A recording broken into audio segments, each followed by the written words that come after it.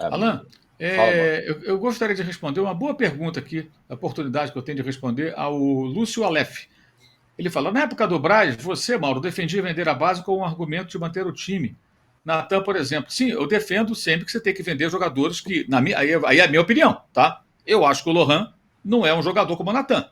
Eu acho que o Lohan tem, ele pode não virar nada no futebol, ninguém tem bola de cristal. E depende do comportamento dele, do interesse dele. Mas, na minha visão, o Lohan tem potencial para ser um grande atacante.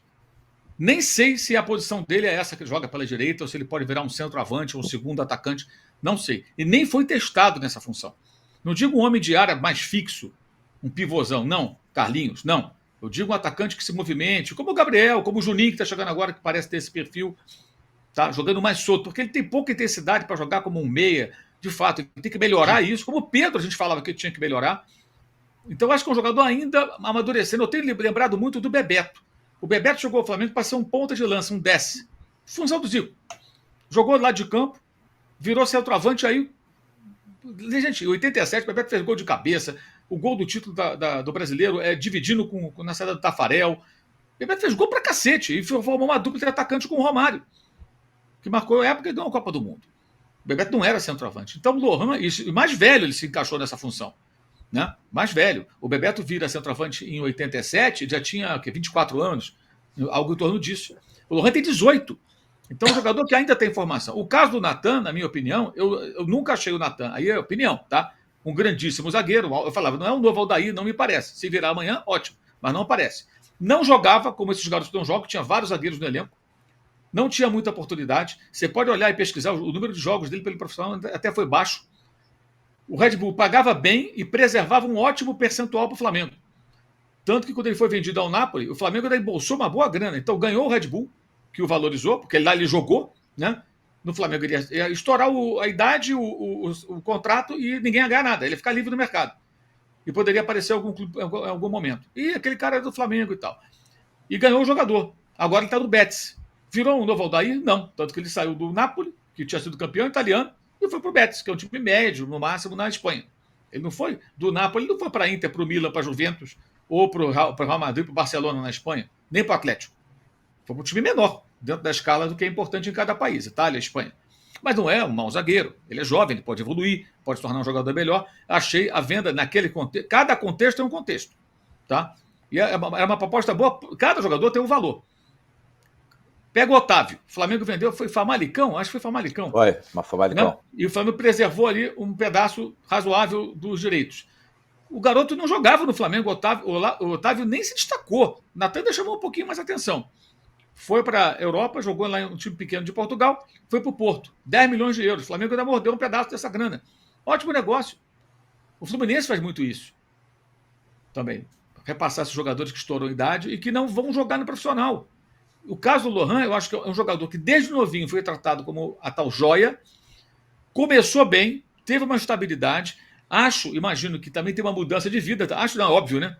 Porque o cara passa a ter maior notoriedade, é normal que apareça puxa-saco, a mulherada e tal, assédio, vamos falar português, claro, e o garoto tem 18 anos, porra!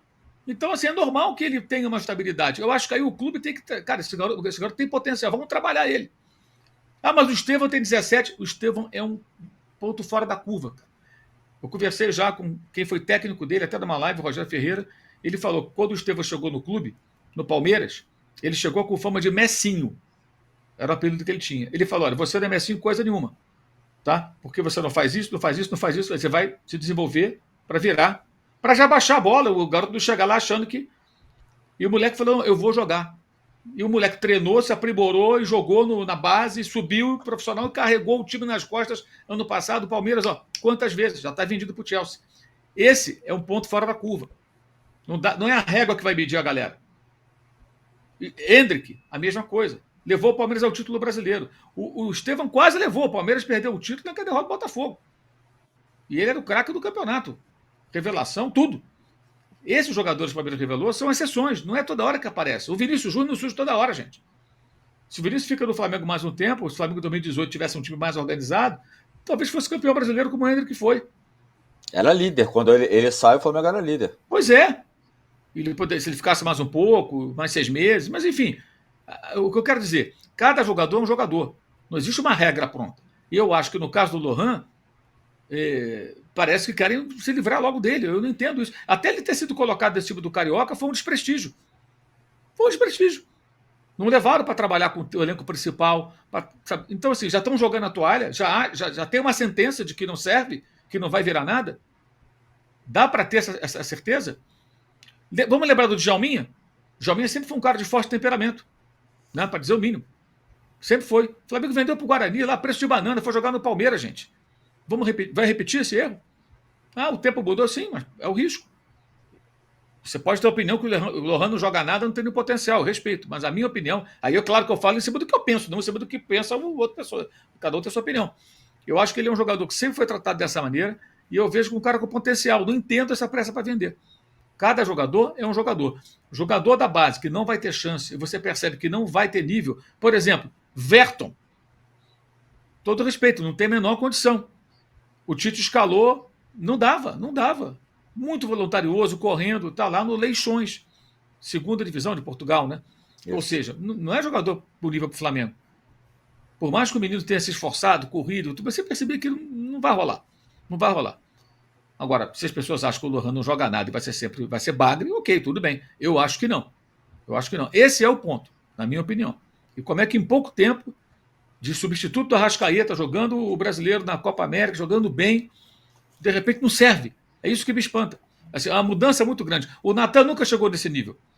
Sabe, jogar como titular, causar uma super impressão. E mostrou lá na Europa ser um jogador ainda que não estava pronto. Alguns bons jogos, algumas falhas. Tanto que o Napoli vendeu. E a Itália é meio que a meca dos zagueiros, né? É lá que se valoriza o zagueiro, que se aprimora o zagueiro, é lá que a coisa... E não ficou. Negociou. Estou falando do time que deve ser campeão italiano, né? Está liderando o campeonato com alguma folga e foi campeão há 2 temporadas. Então ele entrou numa porta importante no futebol da Itália. E não ficou, talvez porque não seja tão bom assim. Talvez venha a ser no futuro. O jogador pode evoluir, um garoto, é jovem ainda. Outro dia eu vi também ontem, comparando com o Matheus Gonçalves. O Matheus Gonçalves tem o quê? 21? 20? 20. Tem 20 anos. Quer dizer, já é um pouquinho mais velho. Já passou. E também não está pronto, hein? Também é outro jogador que precisa de ajustes também. Ele jogou a final do Mundial Sub-20 ano passado, né? 20, né? Tem 20 anos. Quer dizer, já é um pouquinho mais velho. Então, cada um é cada um. Mas aí é questão de opinião. Agora para concluir a resposta, né? Porque quando era o Braz... Meu amigo, pode ser o Braz, pode ser o Boto, pode ser o Kleber Leite, pode ser o Escambau. Eu vou sempre falar o que eu penso. Tá falando do Flamengo, se você tiver alguma dúvida com relação a isso, você vai lá no meu Twitter e vê lá o que é que um elemento me perguntou, você não criticava o Landim? Eu peguei uma lista de críticas ao Landim, de toda a ordem, a gestão do Landim, não a pessoa do Landim, que eu não critico a pessoa, criticando o que eu considero erros de todo tipo, no futebol, na gestão, e etc. E toma aí, para você matar seu tempo, está com o tempo sobrando. Aqui, amigo, não existe esse negócio, que era o Braz, ou era o fulano, ou a Patrícia Morim. Tá certo, tá errado. Por isso, até já falei, repito, eu acho que o Zé Boto deveria chegar ao Brasil e ir para São Luís, para estar ao lado dos garotos, olhar nos olhos dele e falar, eu sou o Zé Boto, nem conhecem, se conheceram, o contato foi mínimo, que já foram viajar, cada um para um lugar, vocês perderam os primeiros jogos, vou dar apoio a vocês, fiquem tranquilos, vamos trabalhar, né? E tentar passar uma confiança. Ele estava apresentando o jogador. Eu falei, isso até o Marcos Braz fazia, ficar apresentando o jogador. Alguém acha importante que ele esteja na apresentação do jogador? Eu não acho. O importante é o jogador. O assessor de imprensa pode apresentar o jogador. Você nem precisa ter dirigente, gente. Não precisa. Boa tarde, pessoal. Bem-vindos à coletiva aqui do André Rocha. André Rocha é o nosso novo centroavante. Tudo bem? Tudo bem? Eu sou o Mauro César, assessor de imprensa aqui do S1 Live. O André está à disposição de vocês aqui para as perguntas. Por gentileza, primeira pergunta aqui, do Alain Bimad. Beleza? Alain, à vontade. Alain faz a pergunta, o André responde. Agora é do Felipe. Felipe faz a pergunta, André... E assim segue a coletiva. Quando der o tempo, muito obrigado a todos. Obrigado. Acabou. Como é que é a coletiva depois do jogo? O assessor, que nem aparece geralmente, né? Só a voz, e o técnico. Então não tem necessidade de ter alguém ali. Não tem necessidade. E, assim, e por que eu falo isso? Que eu espero do Boto algo diferente do Marcos Braz, gente. Entendeu? Por isso eu disse, isso até o Marcos Braz faria. Eu espero do Boto uma outra visão. Enfim, é só uma pequena observação, não é nem uma crítica, é uma observaçãozinha. Alô, tropa da S1 Live. A propaganda é a alma do negócio. Quer ver a sua marca estampada aqui diariamente na S1 Live? É só chamar agora no e-mail contato@s1live.com.